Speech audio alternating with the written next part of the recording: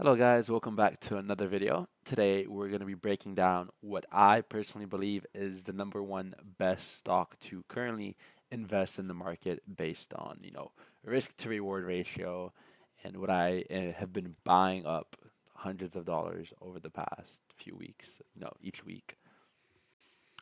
So, after today's dip, my biggest position has officially become Amazon, right? It is currently my largest single stock holding that I have in all of my portfolios combined, right? And this is because it is the only Mag 7 company that is year to date, right? There's a lot more to it than that, but considering how much the company's improved fundamentally over the past 5 years, the price has not followed that same fundamental growth, right? If we were to just talk about AWS, Amazon's web services, where they have, their cloud offers and a bunch of other things they offer to other businesses, that has grown at 20 plus percentage points year over year for the past 5 years. That's insane growth considering they're the number one cloud provider in the world. This is phenomenal growth, right? Alongside that, I really like Amazon is an AI, a cloud play, robotics play. It's kind of like a tech ETF because they have so many subcategories of the business, so many different revenue streams, so many different capex investments that they're making to other technologies that owning Amazon, I get to have like a small share of all of these little side ventures that they're doing, right?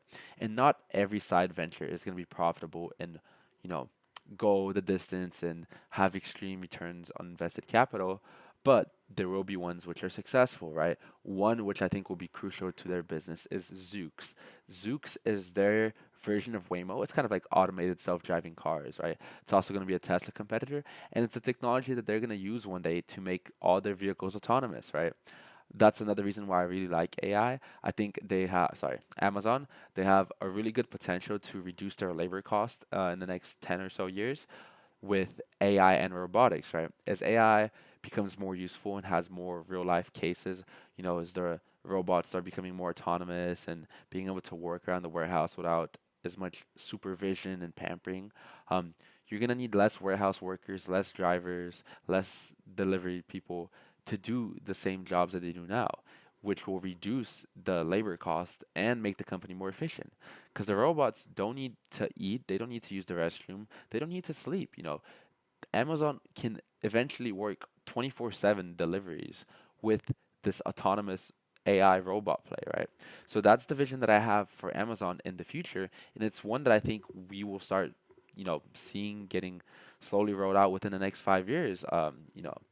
Besides that, Amazon is also at its lowest evaluations in the past 5 years when you're looking at it from a price to earnings ratio and a free cash flow ratio, right?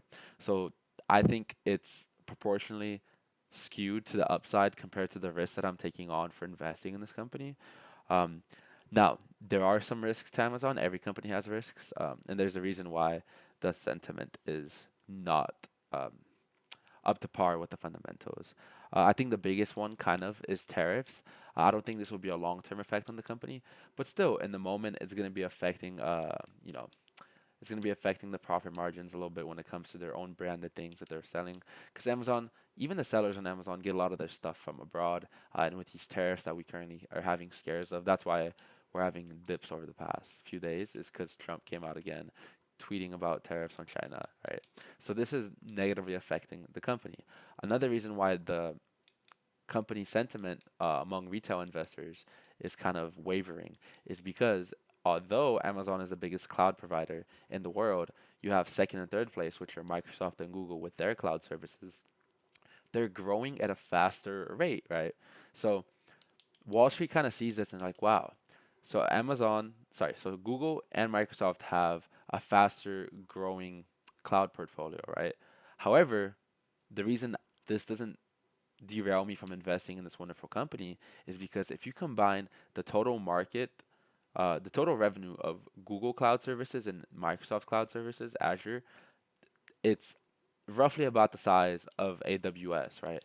So Amazon is the size of their two biggest competitors in this cloud uh, combined, right? Now we also have a new player in this row, which kind of made a bunch of headways, which was Oracle. Oracle experienced crazy growth in their cloud services. So that again made Amazon's previous earnings of Q2 look a little bit worse, right?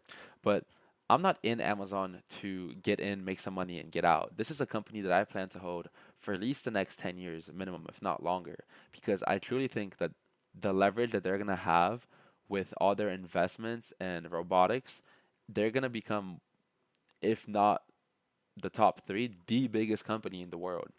They're going to surpass Nvidia and take that crown. I truly see Amazon competing with them and overtaking them in the future. Now, that being said, there are things that the company can do better. I think that they can do more stock buybacks, and they can offer a dividend if they're looking just to get cash flow. But a lot of these big tech companies currently aren't really pushing on that, even though they're kind of older, more mature companies. It's because they're investing a lot of capex into these, bets, these AI bets, right? You're buying up smaller companies with new technology that could change things, right? And that's how these companies will grow, right? They're gonna expand, absorb smaller companies with useful technologies, incorporate that, and then offer the services to other companies. That's kind of Amazon's bread and butter. That's what they've done. With AWS, at first, they did the cloud for themselves. They needed the data centers. They needed um, a space to process all that information, to store it, whatnot. And now, since they got so good at it for doing it for themselves, they can sell it to other companies, which is kind of what they do. And then more importantly, to me, what I look for in a good business to own, it's a company that's gonna has recurring revenue with their customers and it's gonna keep expanding by reinvesting those profits into the company, which is why I have Google and Amazon as two of my top three picks, right? They're both growing. They both have recurring revenue with their cloud services, all their subscription models, and they both make good ad money, right? And they're investing this money through capex in more AI research, more technologies, which will help them grow. So these are two strong compounding machines, and that's why I truly believe in both of these companies for the foreseeable future. And I think I will be rewarded well for this, right? So if you ask me, I truly believe the best stock pick currently in the market based on risk to reward is Amazon. You're not taking on crazy risk, but there's a really good upside potential.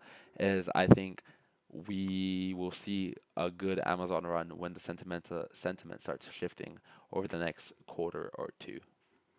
But as always, I'm not a financial advisor by no means. This is just me being transparent with y'all, kind of letting y'all know what I'm thinking, what I'm doing in my investment portfolio, and why. Let me know down below if you disagree or if there's any other stocks that you're looking into this week on this dip. And as always, take care, have a great day, and I'll see you next time. Bye bye.